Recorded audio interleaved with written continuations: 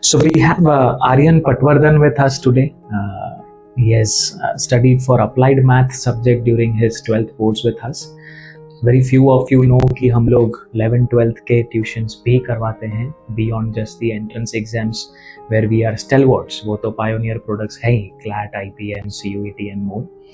But the concept is more about having same mentor both for your, let's say, applied math and mathematics for your entrance. तो शायद academic tuning better हो जाए.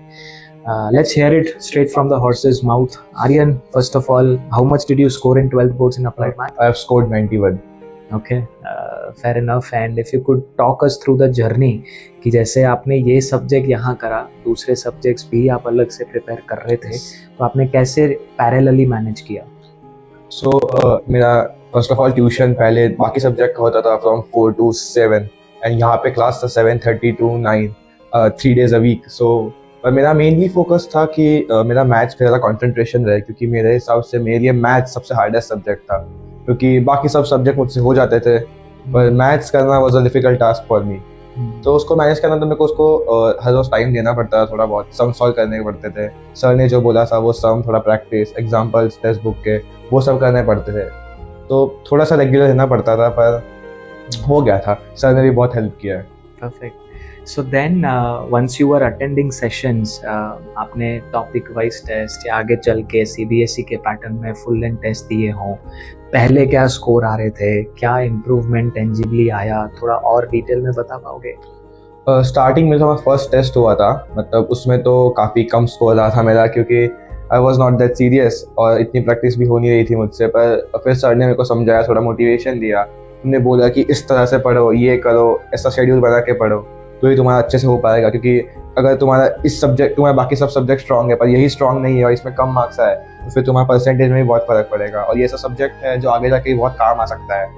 तो sir ने वैसे motivate किया. आगे थोड़े बहुत टेस्ट होते गए और स्पेशली जो हमारे टेस्ट होते थे वो सर ने थोड़े डिफ़िकल्टी सेट किए थे कि अगर बोर्ड में बहुत डिफ़िकल्ट पेपर आ गया तो भी हमको मतलब प्रिपरेशन रहे और मतलब कभी कुछ डिफ़िकल्टी ना रहे. तो वही पैटर्न से फॉलो करते गए और मोस्टली तो लास्ट 3 मंथ्स में सर ने हमको रेगुलर बुलवा के, मतलब 7:30 के टाइम से भी अलावा सुबह स्पेशली बुलवा के भी डाउट सॉल्व करवाए हैं. उन्हें जो थोड़े बहुत इंटीग्रेशन वगैरह में डिफ़िकल्टीज थी वो भी सारे सॉल्व करवाए हैं. So coming to that, what was the toughest topic from the syllabus? It was 15 marks का जो कैलकुलस था वो सबसे डिफ़िकल्ट था, क्योंकि उसमें कुछ ज़्यादा समझ नहीं आ रहा था और कॉमर्स बेस्ड स्टूडेंट को कैलकुलस तो बहुत अलग पड़ता है. तो भी अच्छा रहा वो. Attempt तो किया एग्जाम में.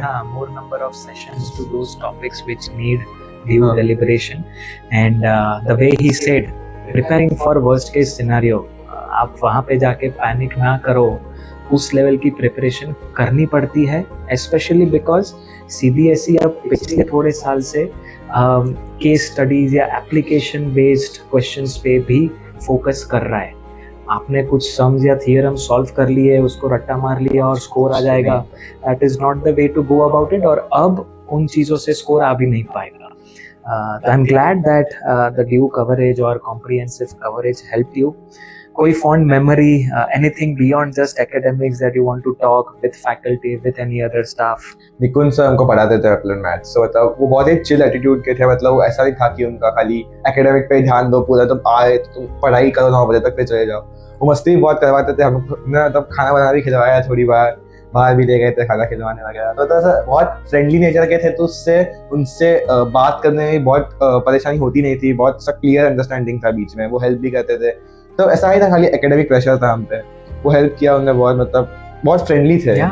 I think remember मतलब टीचर्स डे पे these guys got cake for him separately, and वो कल्चर, वो एनवायरनमेंट भी ज़रूरी है.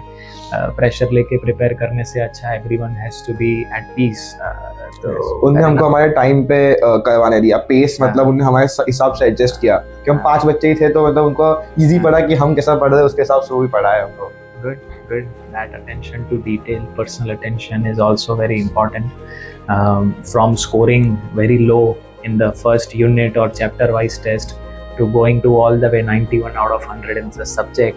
I congratulate you for your hard work. आपके ओवरऑल परसेंटेज क्या है 12th में? 93.6.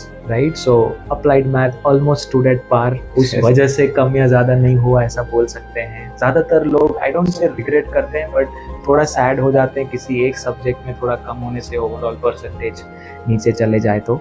But that's that. Good luck for your future aspirations and thank you for joining in today. Thank you.